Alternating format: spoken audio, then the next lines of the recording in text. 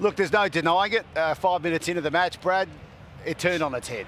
And the life was certainly momentarily sucked out of this stadium, being a New South Wales home game, as Joseph Suaalii on debut connects with the head of Reece Walsh and both never return. The send-off, it's going to be a discussion point from here on. Did they have any other choice tonight? Well, I've watched the game over a long time now.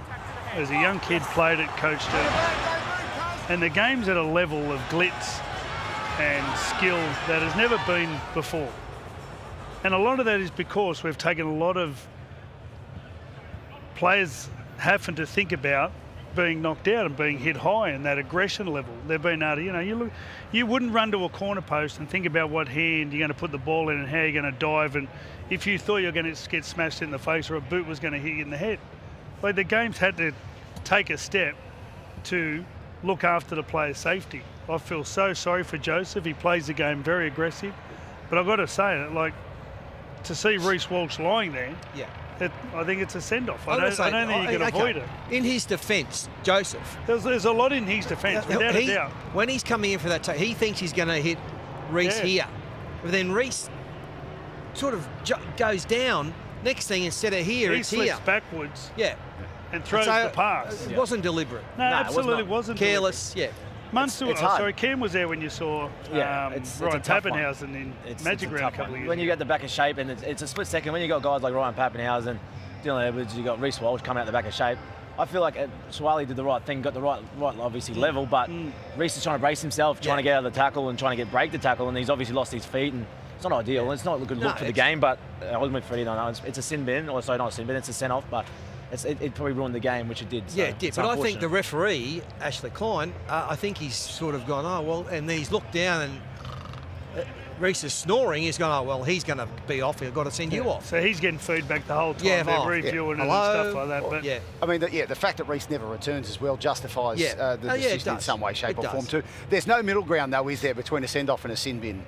I mean, the one word I've heard tonight is unfortunate, because it was unfortunate. It was 5 minutes into the game, and the last thing you want is 12 on 13 in the game's greatest spectacle. I think, you know what, the whole stadium went, oh. And I would assume, it's a rivalry, but I think Queenslanders you want to beat 13, don't you? I mean, mate, we almost lost with 13 against 12. You know, we probably were a little bit complacent there at one stage, but yeah, it's not ideal. When I was sitting in one of the boxes, obviously doing a Q&A, I seen the incident, and I thought, I kind of dropped my shoulders, and went, I was really excited to see a good game of footy. And, it was a great game until then, and unfortunately, but you know what, it still was. It was, for sure. New South until Wales the 40-20. They were great. Until the 40-20. I think that was about the 65th minute or so. Yeah. But they had a red-hot crack, and the coach will be able to go away and go, here's enough moments, boys. He'll be able to convince them, here's enough moments, we can do this. We just hold the ball, stay in the game longer. We've got 13 this time. There was enough moments there, enough signs of courage to give the coach hope. I've got the feeling he might be saying that right now to his troops, Brad, because they were very close to making it 20-16. So, Brad, here we are, like 25 minutes after the match, and Madge is still going at them.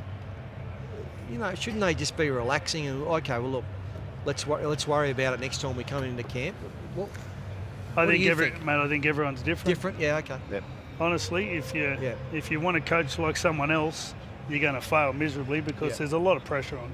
Now, one of the coaches was going to look like a genius coming out of this match with the way they created their bench. Yes. And Selwyn Cobbo, with the incident with Reece Walsh. He's a genius. Well, you were banging him out before. I mean, all of a sudden, stick together. Selwyn walks into the starting side 5 minutes in, and Felice Kafusi's activated as 18th man and onto the bench. And Billy, in the end, selection-wise, does look like a genius. Whereas the Blues, Cam, also don't have that Matt Burton, perhaps the fitter player there, more agile, ready to try and help defend out the match. I was talking to Freddie up on the sideline there, and I felt like even though Blues still had 12, they should be able to activate their 18th man. I know ideally they shouldn't be able to do that, but I think it was an unfortunate incident with Suaalii, and I feel like they should still have 12 men on the field, but I feel like their utility or their 18th man should be activated, and they can still use him. I mean, you know, early in the week, and they said that someone asked him, what about the Queens? I said, yeah, look, it's great. I said, I'm old school, right? I think forwards win Origins, and I would have had another big forward on the bench instead of Selwyn, right? Yep. But Billy Slater just shows he's a million times smarter than I am by selecting Selwyn Cobbo. And I know I was not aware that Selwyn played lock as all through his juniors, so he's big enough to play in the middle of the field. But the perfect situation tonight. Reece gets done. Yep. Selwyn's on. He can play anywhere, centre, wing, fullback, Felice's and the on the hammer bench. goes back to fullbacks.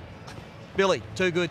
I think at the end of the day, it's easier for a centre to defend in the back row than getting a back row or someone else to defend in the centres. It's very hard to defend in the centres. Like, you know, that's without being a man down. Yep. So I think these days, pretty much, I would always carry a back. Bit different with Queensland. They carry an extra hooker. Like, we didn't really carry an extra hooker. no. So Queensland actually carry an extra hooker. So it's a bit of a risk taking an outside back. But I feel like it's easier. Selwyn Cobbo could go and play back row, not a problem. I don't know how long he'd last. But it's very hard for a back row to go out and defend in the centres. Yeah. Especially when you've got Val Holmes or Hammer or even Cobbo in the centres with speed and power. It's hard for a back rower to be out there when you're one-on-one with them guys. So, yeah, it's a tough one.